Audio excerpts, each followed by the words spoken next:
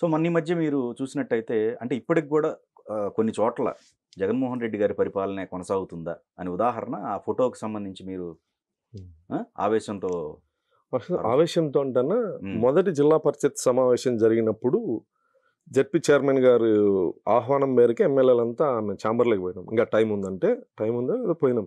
పోయినప్పుడు స్పష్టంగా చెప్పాం. జగన్మోహన్ రెడ్డి గారి ఫోటో తీసేయమ్మా, చంద్రబాబు నాయుడు గారి ఫోటో పెట్టాల్సిందే అని చెప్పి ఆ ఫోటో కూడా తీసుకొచ్చి మేమే ఇచ్చాం.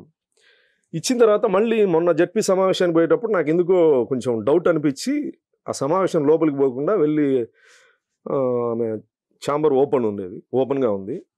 జిల్లా పరిషత్ సమావేశ మందిరానికి ఆపోజిట్‌లో. సో, నేను అటుకి ఎళ్ళితే అటెండర్లు, డిప్యూటీ సీఈఓ గారు అందరూ వచ్చి లోపలికి రావడం జరిగింది నాతో. జగన్మోహన్ రెడ్డి గారి ఫోటో ఉంది. చంద్రబాబు నాయుడు గారి ఫోటో స్టోర్ రూమ్ ఉంటుంది. స్టోర్ రూమ్ పక్కన పెట్టింది.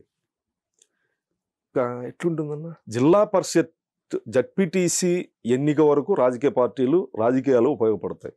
జిల్లా పరిషత్ చైర్మన్ అయ్యేంత వరకు కూడా రాజకీయ పార్టీలు ఉపయోగపడతాయి. జిల్లా పరిషత్ చైర్మన్గా ఎవరైతే బాధ్యతలు తీసుకుంటారో, రాజ్యాంగబద్ధమైనటువంటి పదవి, ప్రభుత్వ అధినేతని గౌరవించాల్సినటువంటి నైతిక బాధ్యత ప్రతి ఒక్కరికి ఉంటుంది. పార్టీలు వేరు కావచ్చు, కానీ ప్రభుత్వ అధినేత, ప్రభుత్వ కార్యాలయం, ప్రభుత్వ శాలరీ అలవెన్స్లు, అన్ని సౌకర్యాలు, బంగ్లాలు అన్ని ప్రభుత్వం నుంచి లబ్ధి పొందుతూ ప్రభుత్వ అధినేతని అగౌరవపరిచే విధంగా మీకు ఉండొచ్చు. మీ పార్టీ అధ్యక్షుడిగా మీకు ఆయన మీద గౌరవం ఉండొచ్చు. మేము దాని గురించి మాట్లాడలే.